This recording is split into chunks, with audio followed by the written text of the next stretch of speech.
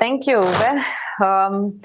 It was nice to hear all three presentations.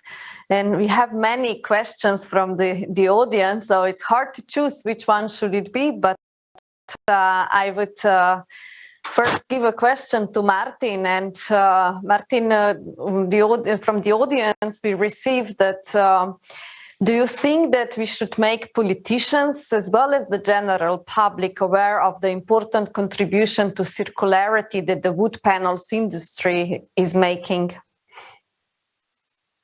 Well, I think the circular concept is starting to gain traction and is widely known. But when it comes to precise consumer decisions, especially in construction, it is very often put aside because there is a lack of clear guidance for consumers on how to interpret this. So yes, I think there is room for a clear system of European-wide certification of such circularity impacts, and that would certainly help, as it helps in other consumer products areas as well. So I think there is actually area for something Europe and the European Union could do.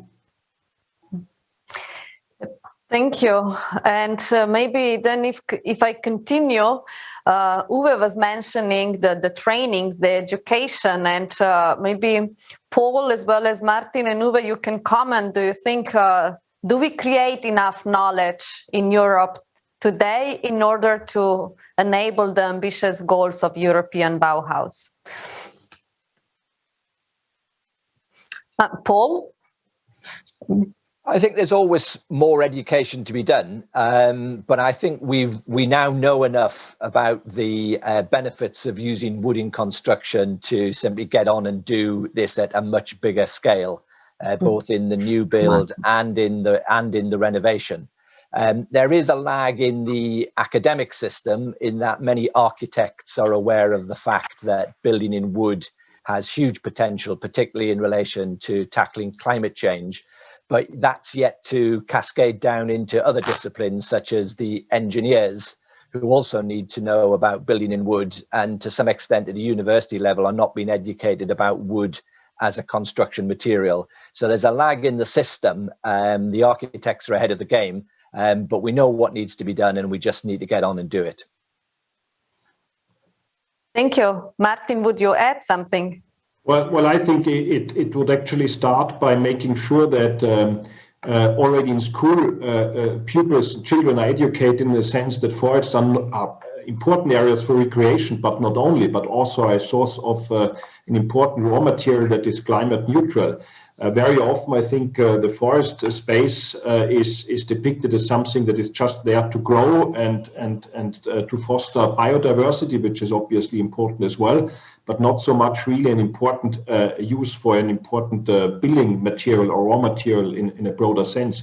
And I think there's some room to be done to show that our industry is not deforesting, but is using wood in a sustainable way for a good use and for a climate positive use in the end.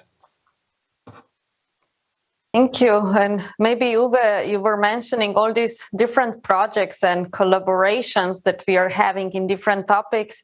But what would you say that which sector is the one we should jointly approach to be actually educating more about the timber and the opportunities that timber and wood-based products are bringing?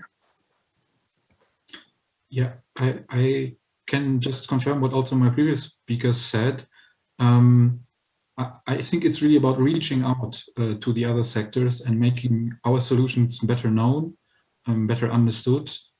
Mainly architects, mainly people who are in the building sector, but also other groups like the creative sector and yeah, even as you say, younger generations. Yeah, it has to be like a common sense and a common knowledge that wood can really be a solution to many problems that we are facing today related to the climate change.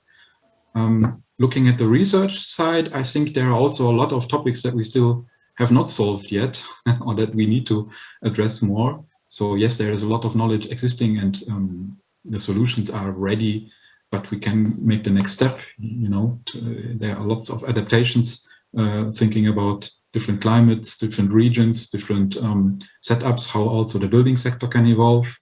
You know, today we will not probably build a house for 100 years. It can also be a house that can be changed and moved and transformed during the lifetime.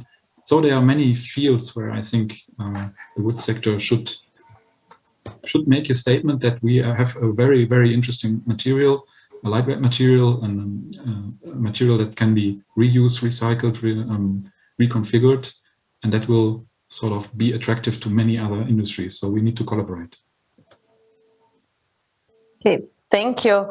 So we are a bit behind schedule, but still I would like to pose another question to all three of you.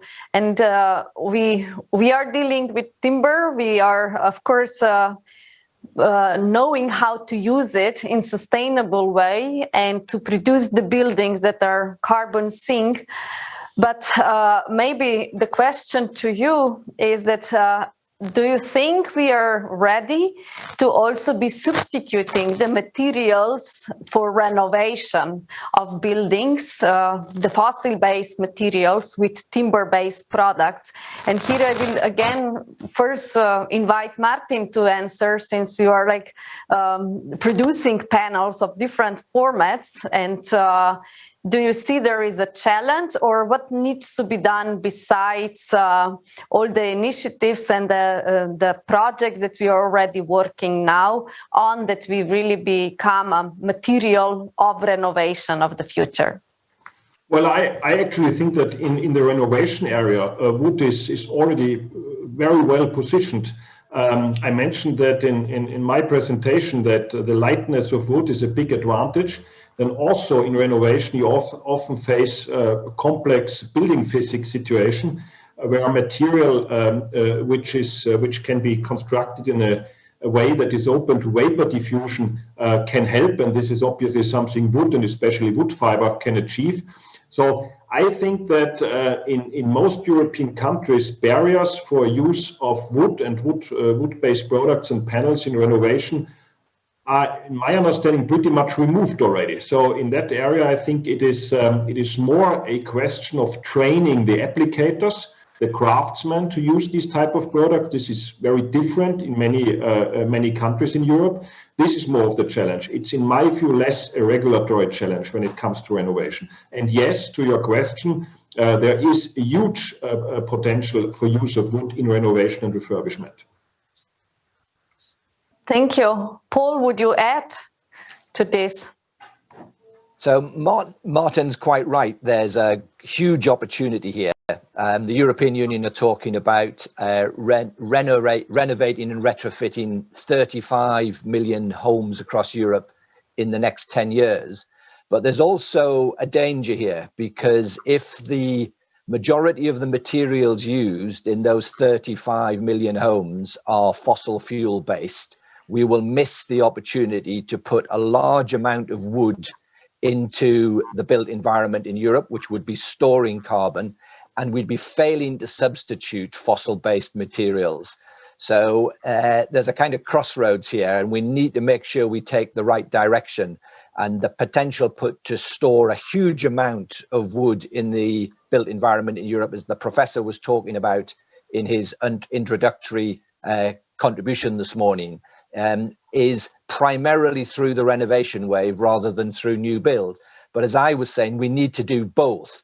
But let's not miss this rather dull, boring opportunity to put a lot of wood-based material through the renovation wave and retrofitting into the built environment. And that includes extensions, it includes building on top. Because wood's light, you can add several stories on top of existing buildings. And let's not forget that the greenest building is the building that already exists. So how we work with the existing housing stock is incredibly important in the battle against climate change. Can we adapt it? Can we build on top? Can we extend it? And when we do so, make sure we're using wood-based materials which will store carbon and substitute for fossil fuel-based materials. Thank you, Paul. Uwe, you have the chance to give the final message of the session. Would you say that wood sector is ready for digital world? Yes, I think the wood sector is making really good progress in that sense. We have documented so many initiatives on national scale, also European projects which are starting to engage in this digital field. We are not the typical sector, let's say, where this concepts originated, but it's really an opportunity because we are, you know, all over Europe. We are connecting so many different companies, different products. So digitalization will give a big boost if we make it the right way. And if we link it right from the beginning to education and skills development. Thank you, Uwe. And thank you all three of you for these interesting presentations as well as your thoughts. And I would like to invite everyone to go and stand up in front from your desks for the next 10 minutes and then come back to us. And in 10 minutes, we continue with the next session. So it was wonderful to be with you in this morning part, but we just have a short 10-minute break so that we also a bit refresh, and then we continue with this interesting discussion of use of timber in sustainable matter for, of course, the ambitious goals of European Bauhaus initiative. Thank you.